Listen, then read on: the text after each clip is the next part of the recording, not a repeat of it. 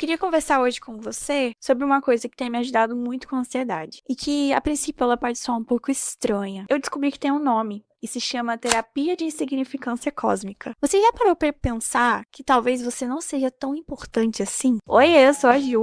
Seja muito bem-vindo ao meu jardim. Deixa aqui nos comentários o que você acha dessa ideia. Se puder, deixa o like, se inscreve no canal pra vocês poderem me ajudar na distribuição do vídeo. Esse termo, terapia de insignificância cósmica, eu encontrei no livro do Oliver Burkeman, em Meditações para Mortais. E o que ele diz, basicamente, é que não faz sentido a gente julgar nossas atividades pelos padrões inatingíveis de um Deus. E também não faz sentido se culpar por exercer um impacto minúsculo, um todo imenso. Quando eu li isso, eu fiquei meio em silêncio, porque eu percebi o quanto eu vivo como se eu estivesse sendo avaliado o tempo inteiro, como se eu precisasse justificar a minha existência, como se no fim da vida alguém fosse olhar pra mim e perguntar: e aí, qual foi o seu impacto? Cara, isso é exaustivo demais. Especialmente, já cresceu se sentindo meio fora do lugar, meio inadequada, meio precisando compensar, como é o meu caso.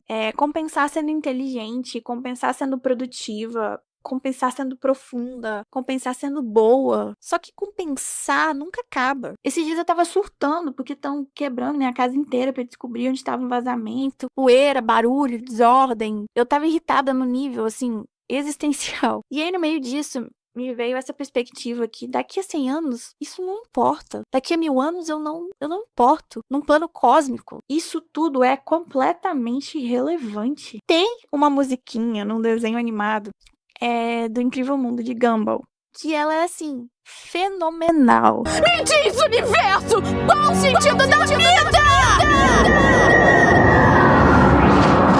Pessoal, acho que alguém precisa de uma resposta cósmica. Vamos explicar para ele o sentido de sua pequena existência em forma de uma canção feliz. É 1, 2, 3. Se achar que tem um problema e sua vida está no chão, lembre que na visão geral sua vida é só um grão.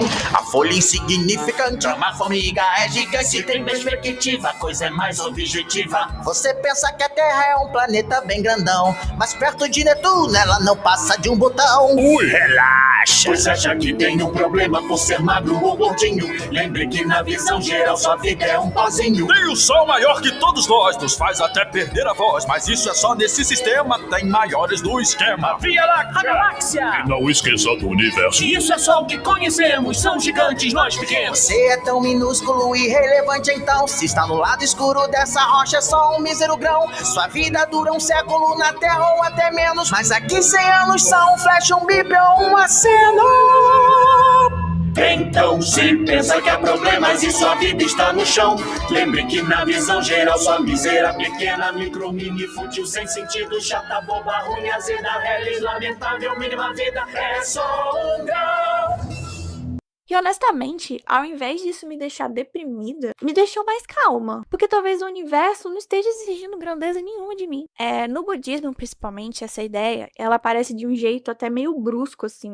Você não é o centro. Tudo é impermanente, tudo passa, inclusive você. E isso não é uma ameaça, é um convite a parar de se agarrar tanto. O mestre Thich Nhat Hanh, conhecido também como mestre Tai, ele falava muito sobre olhar profundamente para a vida como ela é. Ao mesmo tempo, ela é terrível e maravilhosa, sem fugir. E quando você realmente olha, você percebe que o drama que a gente cria em torno do eu, nossa, ele é enorme. Só que o universo, ele não tá acompanhando esse drama, não. E o Burkeman, ele fala também sobre aceitar as barreiras duras da finitude humana. Que quanto mais a gente aceita que é limitado, que não dá conta de tudo, que não vai resolver tudo, mais liberdade psicológica a gente ganha. E sério, isso foi quase um choque pra mim. Porque eu sempre vivi como se estivesse preparando uma grande solução final, como se a vida fosse um problema que eu precisava resolver direito, como se existisse um desfecho definitivo que eu precisasse alcançar. E eu lembro de ter lido em Uma Mente Livre essa crítica, à ideia de tratar a vida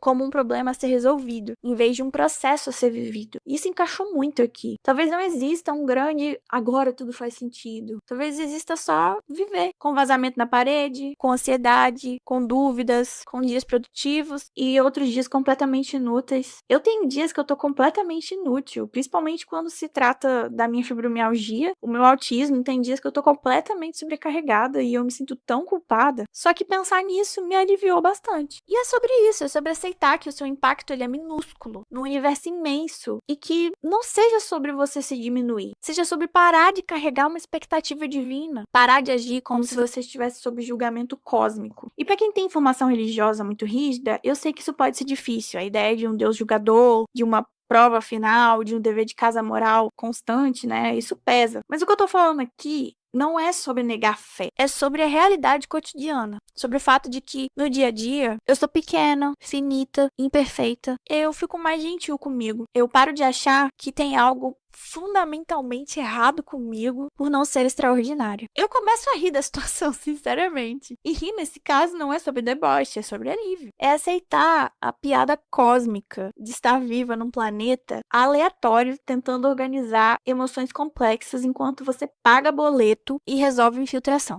Talvez a terapia de insignificância cósmica seja só isso. Lembrar que você não é o centro do universo. E que isso é uma ótima notícia. Obrigado por me escutar até aqui, sem me interromper.